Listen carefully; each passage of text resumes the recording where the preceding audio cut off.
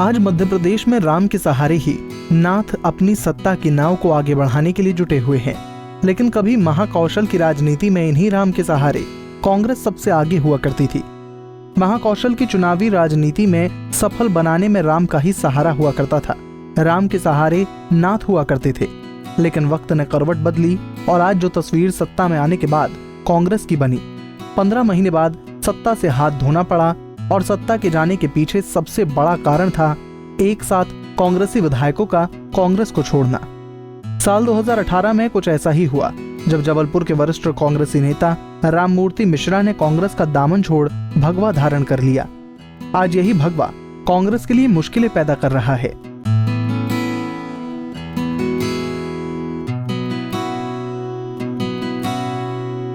ये तस्वीरें भी आप देख लीजिए। राम में हुए राममूर्ति बीजेपी ज्वाइन करने के बाद ये जो आप दृश्य देख रहे हैं, ये राममूर्ति मिश्रा के निवास का है, जहां पर दीपावली की सजावट है। घर के बाहर पटाखे फूट रहे हैं, अंदर दीपों की माला सजी है और अंदर संगीत की धुन बजा रहा है। ये भगवा रंग चढ़ गया है राम का रंग। ये तस्वीर बेहद खास इसलिए हो जाती है कि राममूर्ति मिश्रा मध्य प्रदेश के पूर्व मुख्यमंत्री कमलनाथ के बेहद खास हुआ करते थे। महाकौशल की राजनीति में तो मानो कमलनाथ को स्थापित करने वाले ही राममूर्ति मिश्रा ही थे। इनके ही सहारे नाथ आगे बढ़ा करते थे। लेकिन अब राम बीजेपी के हो गए हैं और बीजेपी के होने के बाद रंग भी कुछ अलग ही है। और यही चुनौती आने वाले वक्त में कांग्रेस के लिए बनने जा रही है। मूर्ति मिश्रा का बीजेपी में आना कांग्रेस के लिए मुश्किलें पैदा कर रहा है। बीजेपी लगातार जबलपुर से राममूर्ति मिश्रा को आगे बढ़ा रही है, जो कि महाकौशल की राजनीति के आने वाले वक्त में बड़े चेहरे हो सकते हैं। जो 5 शताब्दियों से प्रतीक्षा की जा रही थी, राम मंदिर का निर्माण, ये जनमानस की भावनाओं में रग रग में बसा हुआ था कि राम का मंदिर बनना चाहिए। राम हमारे आराध्य हैं। भगवान राम को हम सदियों से पूजते आ रहे हैं। परंपरागत हमारा देश भगवान राम की मर्यादा को,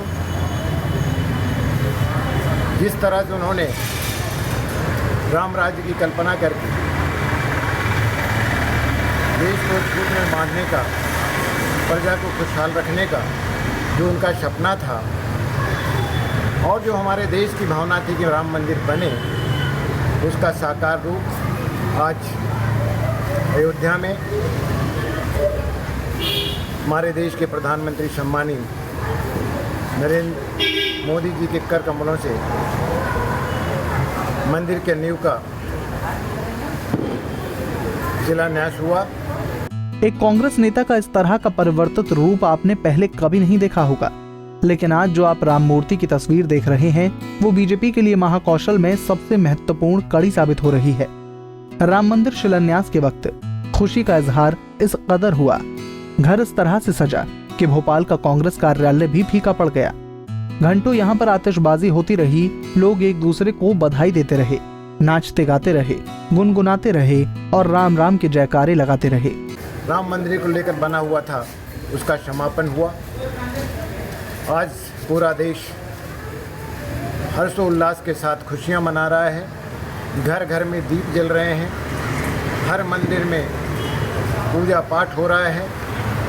एक अलग तरह की भावना पूरे देश में, जनमानस में समाया हुआ है। लोग आत्मविभोर हैं, खुशियों से सराबोर हैं। जिस तरह से हम दीपावली को मनाते हैं, आज ये पर्व की तरह हम आज इसको मना रहे हैं। ये पूरा हिंदुस्तान, विश्व देख रहा है। हर तरह का उदाहरण हमारे प्रधानमंत्री मोदी जी ने जिस तरह से उद्धृत किया है, जिस तरह से राम की मर्यादा को, राम के बारे में उन्होंने वर्णित किया है, वो अपने आप में काबिल तारीफ है। और पूरा हिंदुस्तान देखा है, पूरा विश्व देखा है और पूरा देश हमारा तो राममय हुआ है, लेकिन पूरा विश्व भी राममय हो गया है। आज आपने अपने पूरे घर को पूरा सजाया और किस तरीके से आज आपने मनाया? ये हमारी सभी से निवेदन था कि जिस दिन नींव का पत्थर और राम मंदिर का शिलान्यास होगा, हम सब अपने घरों में घर को सजाएं, दीप जलाएं, खुशियाँ मनाएं, हर तरह का हर्षोल्लास का वातावरण निर्मित करें। इसी परिप्रेक्ष्य में हमने अपने घर को सजाने का प्रयास किया, दीप प्रज्वलित किया। हर तरह का जो एक खुशी का लहाद होना चाहिए, हमारा परिवार, हमारे इष्ट मित्र सभी ने इसको मनाने की कोशिश की है और हम मना रहे हैं। भगवान के प्रति अपना आस्था को व्यक्त कर रहे हैं। राम हमारे प्रभु हैं, उनकी मर्यादा को कौन नहीं जानता है, उनकी लीला को कौन नहीं जानता। वो सर्वशक्तिमान है, जिसको लोग पूजते हैं, जो हमारे आस्था के केंद्र बिंदु हैं। ऐसे महान प्रभु को हम नमन करते हैं और देशवासियों को शुभकामनाएं और बधाई देते हैं कि आज हमारा वो सपना पूरा हो गया। हमारे जो मनोवांछित सोच थी उसकी पूर्ति हुई है। पुनः सभी को बहुत सारी बधाइयाँ, कोटि कोटि बधाइयाँ। बोलो सियावर रामचंद्र जी की जय।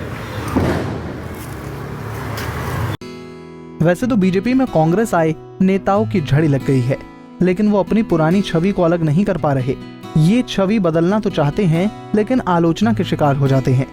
आने वाले उपचुनाव में भी यही मुसीबत बीजेपी के लिए बनी हुई है, खासकर उन नेताओं के लिए जो कांग्रेस का दामन छोड़कर अभी अभी बीजेपी ज्वाइन कर चुके हैं और उन्हें चुनावी मैदान में उतरना है। वो अभी समझ नहीं पा रहे कि बीजेपी में सेट कैसे होना है। जनता के बीच उनकी छवि आज भी नकारात्मक बनी हुई है। अगर वो भगवा रंग में रंगने का प्रयास भी करते हैं तो उन्हें नौटंकी करार दे दिया जाता है। लेकिन यहाँ पर पंडित राममूर्ति मिश्रा बीजेपी के लिए सबसे बड़ा शस्त्र बनकर तैयार बैठे हैं।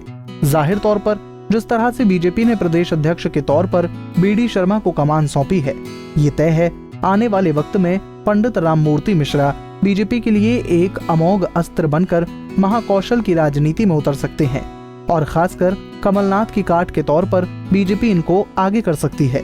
जबलपुर से विवेक तिवारी की रिपोर्ट।